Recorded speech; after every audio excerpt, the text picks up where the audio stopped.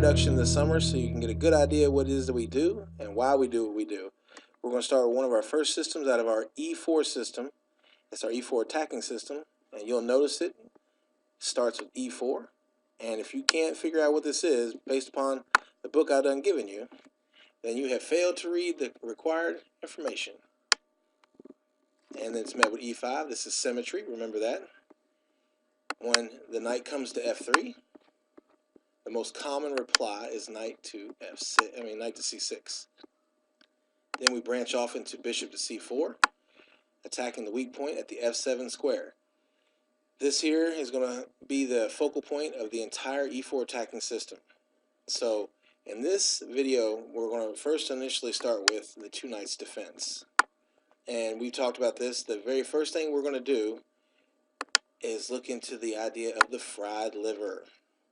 Why is it the fried liver? Because at this point we're doing everything we can to get to the king before he gets settled, even if it requires to sack a piece. And in this point also you see how the knight is barreling down at F7 as well as the bishop is. The two knights have blocked the only piece they could have gotten there, and there's nothing to deter this moment. So of course black will then, in this variation, push the pawn to D5, in which you are required to take it. And the line continues where pawn takes, knight takes. Now, the knight takes on F7. This forks both the queen and the rook, and the king has to make a decision in this point.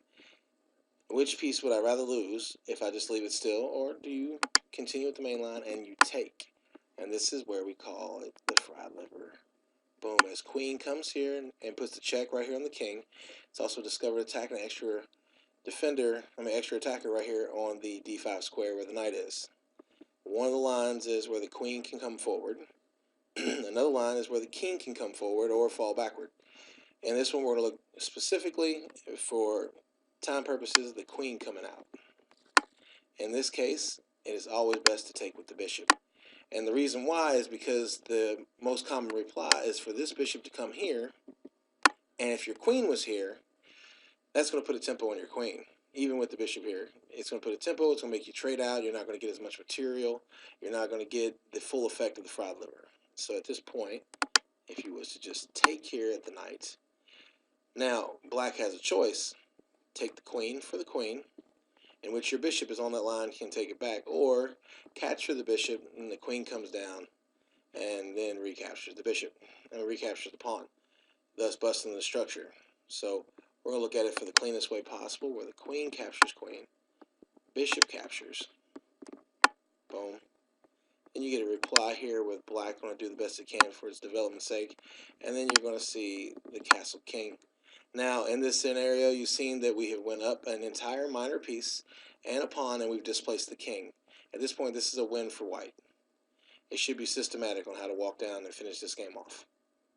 That'll be the conclusion of this part of this variation.